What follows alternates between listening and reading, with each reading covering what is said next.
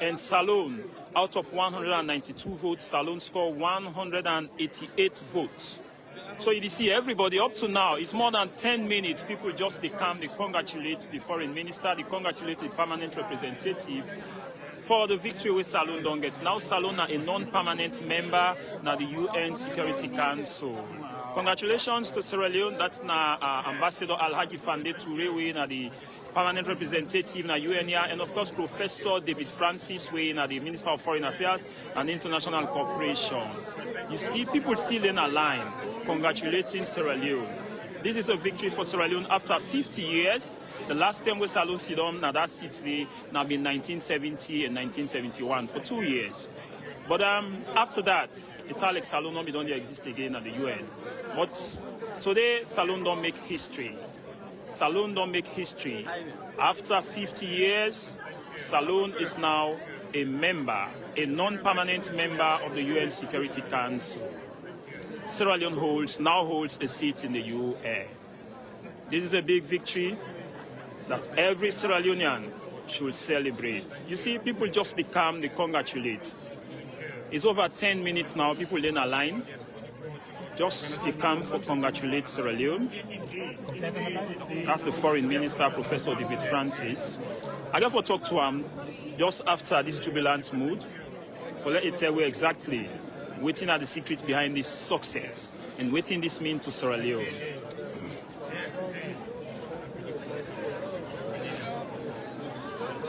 Everybody is in a queue congratulating Sierra Leone on the victory. 188 votes out of 192. This sweet man called landslide victory. 188 out of 192. Thank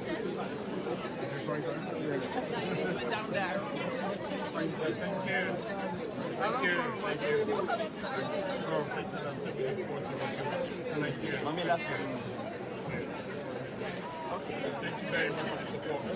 Thank you. I'm looking forward to it. And we'll not forget to say you get a live broadcast from the Africa Young Voices Media Empire. And of course, with a broadcast from New York City inside the General Assembly Hall. Yeah. Head of Mission, Washington. Okay, Deputy Head of Mission. Ambassador, welcome to AYV Television. Just tell family them your name and whether you be.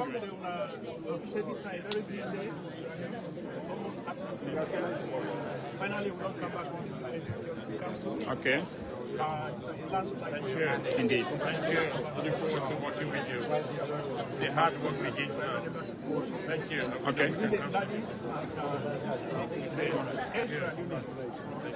So what's going to be a message to Salone people regarding this victory? What's going to be a message to Salone people regarding this victory? Message to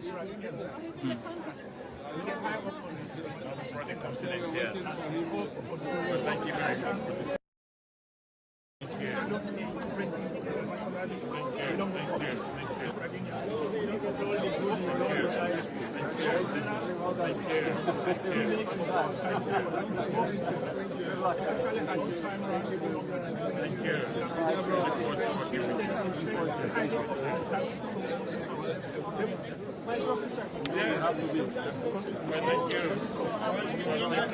Thank you so very much, Ambassador.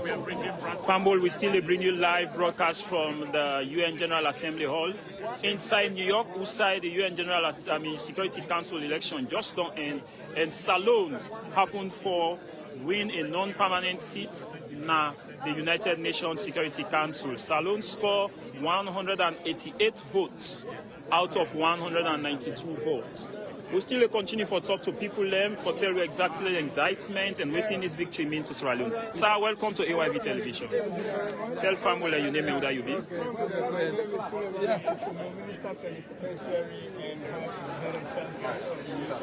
Tell me what this victory means to Sierra Leone. It's an epic moment. Sierra Leone belonging to the UN Security Council way back from years ago and coming back and this material for 2 times. It's a great honor and responsibility for Salone. And we get the capacity and so we make Sierra Leone proud and Thank you so very much. Famble still continue for talk to people, learn for tell you exactly the excitement and waiting. Then feel say this victory will bring to Sierra Leone. Still people they congratulate the professor and the permanent representative, Ambassador Fande Touré. This is a victory for Sierra Leone. It's a national victory that every Sierra Leone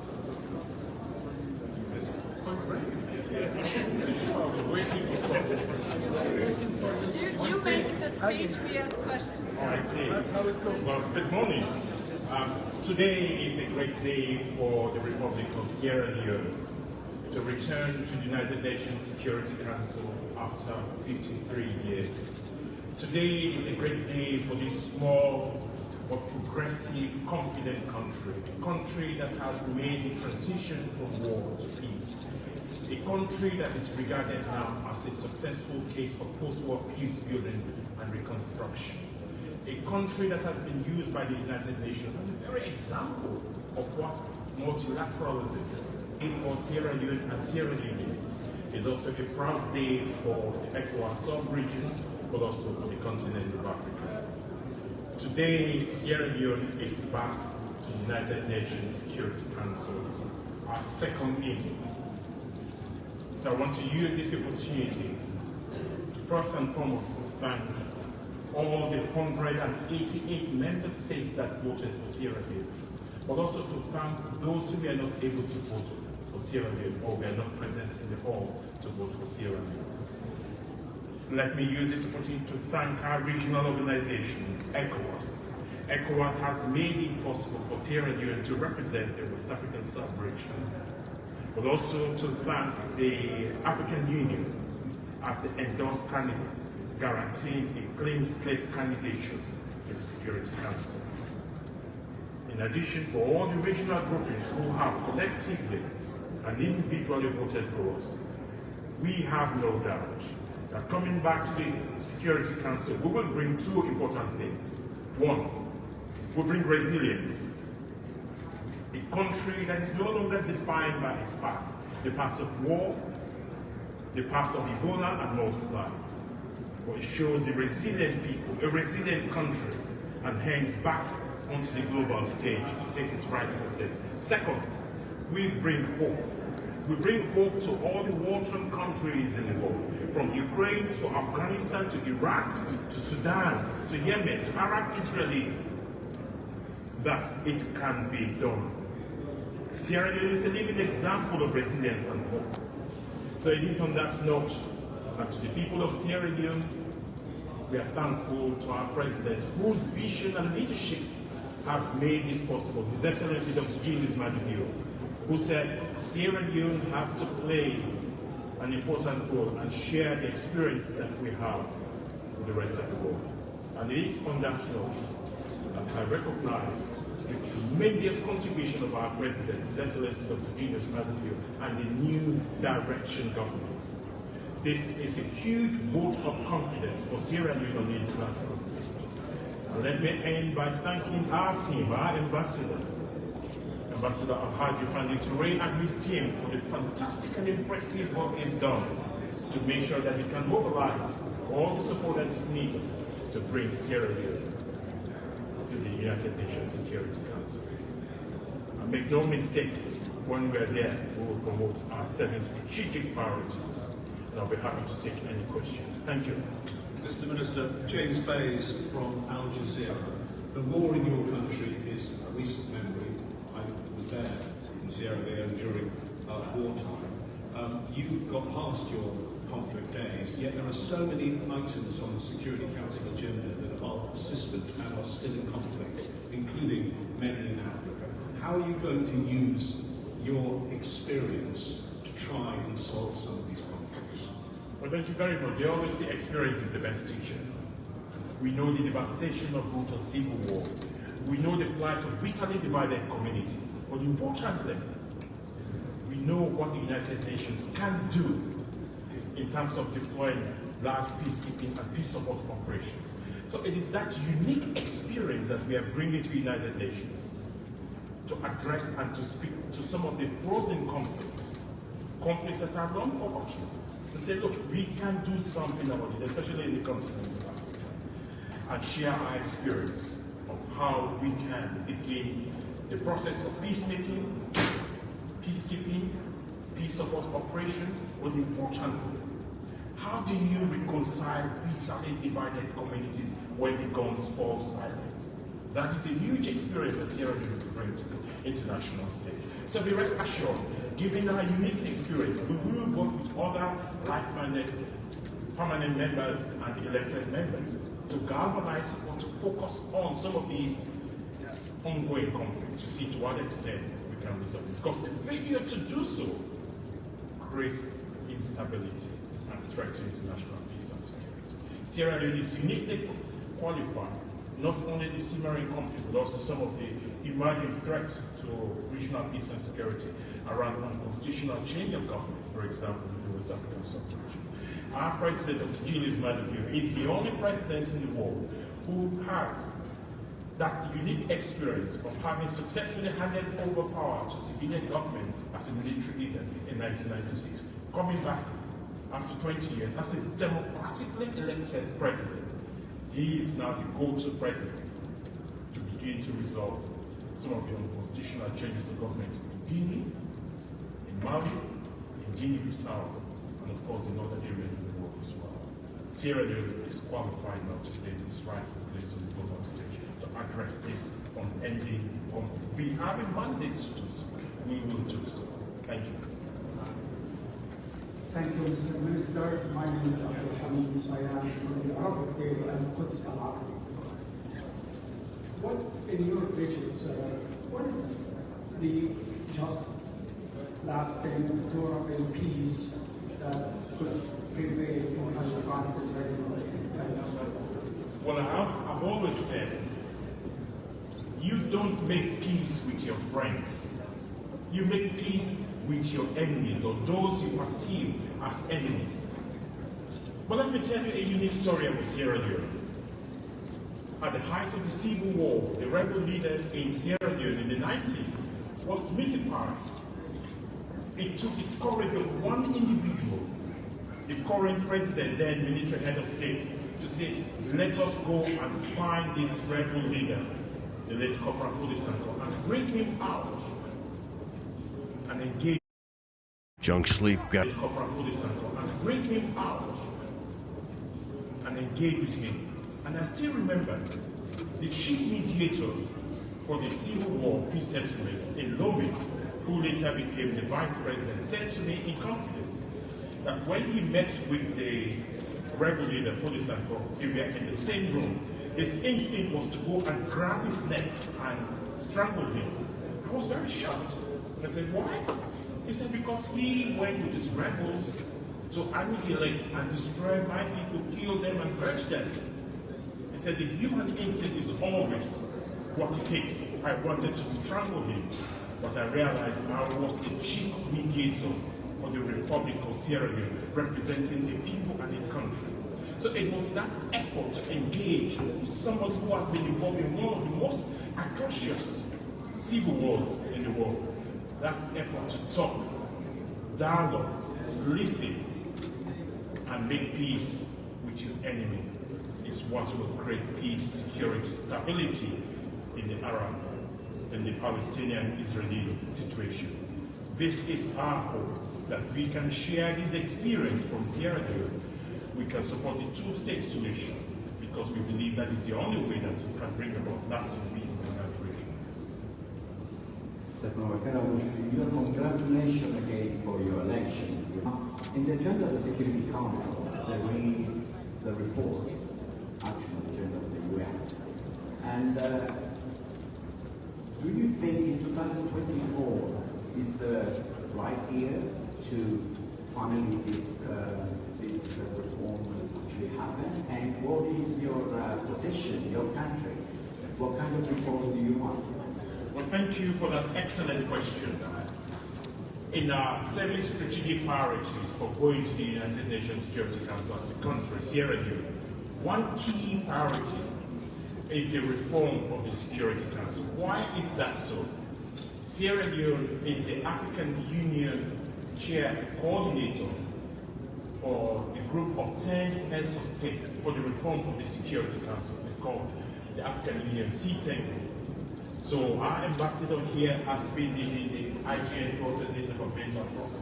So we have made it a priority that we will go to the Security Council to continue to canvass, defend, and promote the common African position.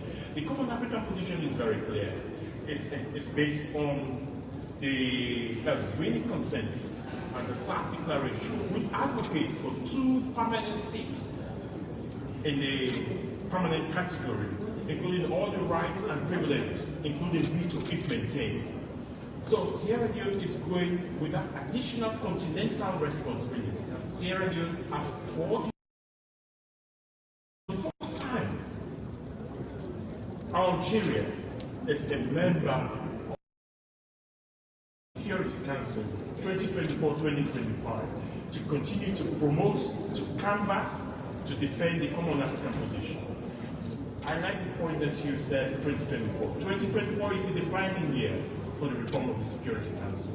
We know that the gatekeepers will never allow it to be a smooth process. But what is positive, that all the 5 permanent members have indicated President Biden in the US-Africa Summit, and before that, the UNGA Summit in September last year, he has made a commitment that now is the time to reform the Security Council, to bring on board regions of the world that have been isolated, including Africa. The French, the British have made authoritative statements for the reform of the Security Council. Equally enough, the Russian Federation and the government of the People's Republic of China. So we have the 5 permanent members who have indicated now is the time. So as coordinator, we are strategically positioned because we'll lead the group of the foreign ministers, the 10 foreign ministers. We met in Brazzaville last year. Next year we are meeting in Algiers to ramp up the momentum, because we believe that now is the time to position ourselves to influence that debate. We should not miss this momentum. We want to use 2024 to start the process of the reform. And I believe in our lifetime, the reform of the Security Council will be achieved. Thank you, sir. Akram Kosaki from Arab News. Are you actually saying that America and the Western countries are actually now more open to a permanency for the AU at the Security Council? Is that the kind of reforms you're saying that 2024 will see? And short of that, is there any meaning for any other reforms? Thank you. Well, you know, things happen in the world. The Ukraine crisis and the prevailing geopolitics and emergence of the global South solidarity is very important. We should not underestimate it. For the first time, those who have been marginalized, excluded, underrepresented or unrepresented in the permanent and non-permanent category of the Security Council now said in the permanent and non-permanent category of the Security Council now said our voice must be heard. The status quo, the geopolitical status quo before the Ukraine war is not going to be the same with the end of the Ukraine war. We have to be prepared for that. So what is emerging is not just the Western countries themselves, but Russian Federation. In my discussions with European foreign ministers, the UK foreign secretary, we had the same, the US Deputy Secretary of State, we had the same discussion. The French, but also I'm just back from China. I had the same discussion with the Chinese foreign minister, and the telephone conversation with Sergei Lavrov, the Russian foreign minister. There's a general consensus now that now is the time to reform the Security Council, to make it fit for purpose, to address the issue of the historic injustice and underrepresentation of regions such as Africa. So I am confident that we will make that move. Thank you very much. Thank you. Well, that's one last gender equity.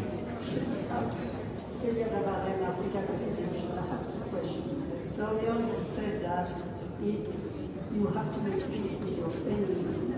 My first question is, did you make peace with Charles Taylor after the horrible thing that happened in your country?